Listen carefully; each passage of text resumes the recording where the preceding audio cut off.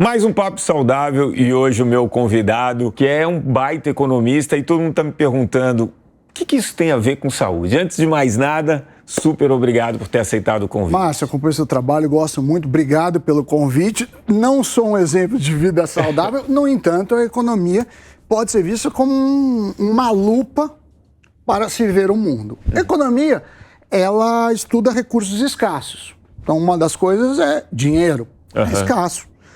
Recursos naturais é escasso, talvez tempo é escasso, de certa forma, e tem outros conceitos, por exemplo, custo de oportunidade. Ao escolher fazer a opção A, eu estou necessariamente, naquele instante, naquele tempo, deixando de fazer todas as outras.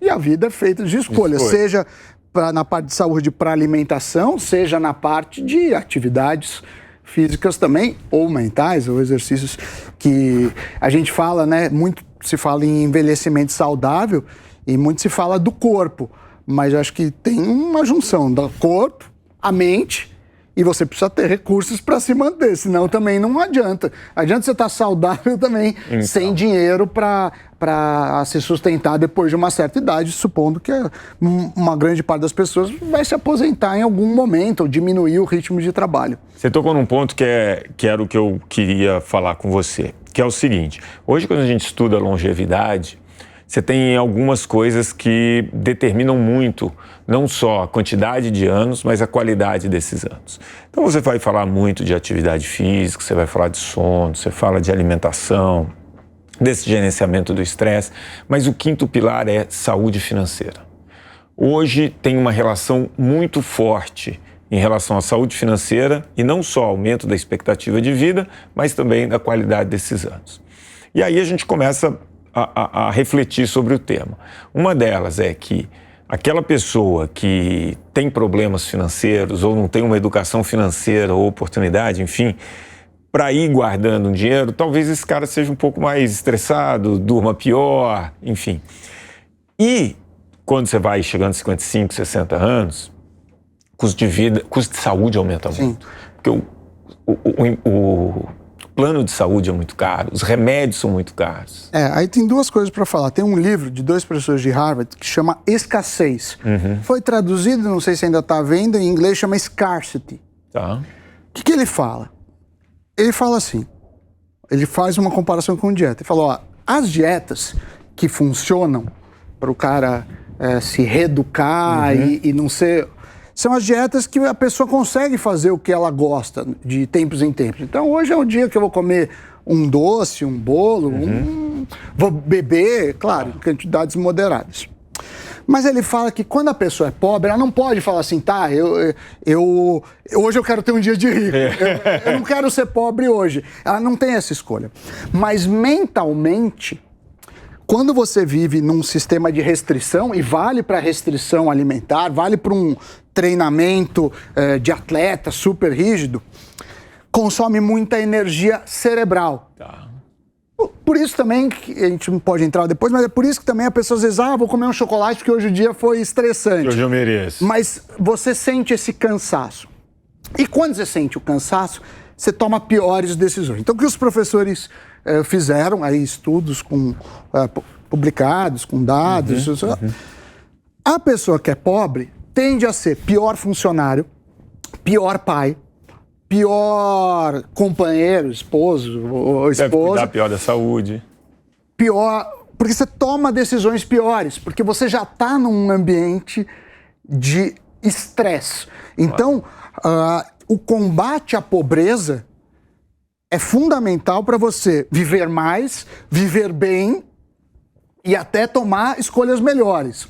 Claro, ser saudável custa. Ou seja, se você for lá e pegar um nutricionista, o que você deve comer e for no supermercado, provavelmente são produtos mais caros do que os produtos menos saudáveis. Mas supondo que fosse a mesma coisa, como é um esforço a mais de pensar, de escolha, claro, isso consome energia.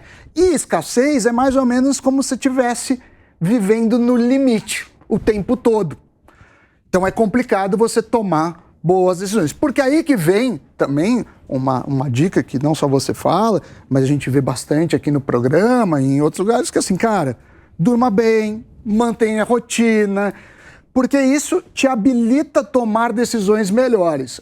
Eu, por exemplo, às vezes viajo muito para palestra, para consultoria, alguma coisa. Quando você viaja e sai um pouco da rotina, já é muito mais difícil você seguir hábitos. Total. Dieta, não sei o que. Então, assim, é mais ou menos o seguinte: seu cérebro tem uma energia. Eu sou da época de videogame, então você pensa que você tinha a energia do bonequinho. E cada coisa que você vai fazendo no dia, vai tomando. E não é só exercício físico, trabalhar, tomar energia, tomar escolhas, fazer uma reunião ou uma discussão acalorada te suga energia. Agora, a chance de você conseguir manter todas as frentes da sua vida boas, se você tiver com energia baixa, às vezes tão pequena que fica inverossímil. E aí vem o outro lado. A gestão do dinheiro te dá liberdade. Dá liberdade para você fazer escolhas, dá liberdade para você aceitar só trabalhos que você mais interessa, dá liberdade, porque assim, a gente fala, não, eu trabalho no que gosto. Tá, eu tenho filho, mas assim, se eu tivesse o meu filho para não ter o que comer, eu aceitaria qualquer trabalho porque você é responsável por aquele ser que não tem criança. Então, o dinheiro, acima de tudo, te dá liberdade para você fazer as escolhas que importam na sua vida. E aí, acho que diminui o estresse, diminui um monte de coisa. Você colocou aqui vários pontos, né? Quando você fala da energia, do ser humano ter que decidir, 80% de tudo que a gente faz no dia a dia, ele é automatizado, justamente porque o cérebro precisou poupar energia durante a evolução da espécie para sobreviver. Sim. Então ele não gosta dessa coisa de ter que decidir o tempo inteiro. Por isso que a gente vai criando hábitos, né? A gente vai tendo um padrão. Eu falo o seguinte, é sempre importante a gente entender o padrão da pessoa. Porque 80% já está automatizado, já é no padrão. Então você tem que tentar entender para ir mudar. E quando você tem essa escassez que você fala, né? Isso eu vejo claramente, a pessoa, quando pior é a situação, parece que pior é a escolha que ela faz. Sim. Você fala, não, ela toma um risco que a chance de dar certo é muito pequena. E aí vai entrando. E aí você falou assim, combate à pobreza, né? Individualmente, imagino que se você vai pegar uma pessoa, você vai sentar, conversar, tentar organizar. Mas quando você fala de um país, de uma cidade, né? Sem política pública não vai, né? O que mais combate a pobreza é você ter saúde. Então, por exemplo, a gente ainda tem no Brasil lugares, e não é pequena porcentagem de pessoas que não têm água encanada, acesso a saneamento. Então, isso melhora muito. Já melhora muito. Muito. Então, assim, em vez de a gente tentar fazer o trem-bala, tipo, cara, resolve esse negócio de saúde porque tudo traz dinheiro. Quem fala, vou fazer o show da Madonna, tá, gira um dinheiro da economia. Mas, assim, a prioridade em termos de resposta, saúde, básica, você vai gastar lá na frente saúde e o nervosismo. Um pai que está com a criança doente e educação. Porque, obviamente, eu tenho uma visão liberal de economia, você fala assim, tá, eu quero que seja meritocrático. Mas, se você não tem uma educação de boa, como é que o filho, por exemplo, meu filho, que eu me sinto privilegiado, e que eu posso pagar uma boa escola para ele, vai competir com um menino de colégio público que às vezes nem teve aula. Exato. Então ele precisa ter um jeito, a pessoa que nasceu num lugar mais pobre, de ter condições para competição. Claro. Mas aí a gente fala muito mais em educação básica do que pesquisa e universidade, sei lá. Porque aí que está a raiz do problema. E quando a gente vê o governo, a gente tem estatal de petróleo, tem muita estatal no Brasil. Eu acho que a visão devia assim, vamos dar saúde e educação. Antes de fazer isso, você não pode fazer... saúde, educação e segurança. Antes disso, você não pode fazer mais nada. Assim. Você está proibido de fazer outras coisas, porque é isso que vai fazer a diferença na competição. E saúde não é só a pessoa não morrer, é a pessoa estar com a cabeça boa, ter essa rotina, né? Ter uma rotina, ter um uma segurança, né? De, eu vou voltar para casa e não vou ser assaltado. Porque, assim, isso consome energia. Então, por exemplo, você está aqui na Avenida Paulista, onde a gente fica, tem muito assalto de celular. Então, você fica meio estressado. Seu celular. Isso consome energia do que você está andando num lugar que você sabe que é seguro. Então, você começa a ver essas pequenas diferenças, mas durante muito tempo... Isso faz diferença. Isso vai dar uma tranquilidade maior ou menor daqui a uns anos, né? Porque que a gente está vivendo mais é fato, mas a gente não sabe se está vivendo melhor, né? Todos os artigos que saem em relação a isso diz que não, né?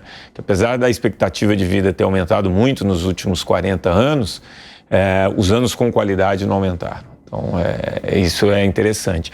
E aí, quando você fala de educação e saúde, 2017 eu fiz aquela intervenção em Jaguariúna, né? Foi muito legal. Que foi exatamente isso. Quer dizer, a gente foi nas escolas de base mesmo, nas unidades básicas de saúde, nos agentes de saúde, para tentar proporcionar isso para a população que é menos favorecida, porque dessa maneira ele vai ter uma condição melhor para fazer melhores escolhas, enfim, mas isso é um problema mais estrutural. Eu até entrevistei ele, deve estar para sair no ar, do Dan Ariely, que é um economista, e ele fala assim, poxa, eu sempre tomei vinhos de $10, ele manda isso, mas eu poderia tomar vinhos de $20. Assim, eu ganho bem. Não ia mudar. Não ia mudar isso. Mas tem uma coisa, quando você muda de 10 para 20, de imediato, você fala, pô, tô vivendo melhor. Mas logo depois, você já não tem mais aquele prazer, só que você dobrou o custo disso. Então, cuidado, principalmente com hábitos que encarecem. Muito bom.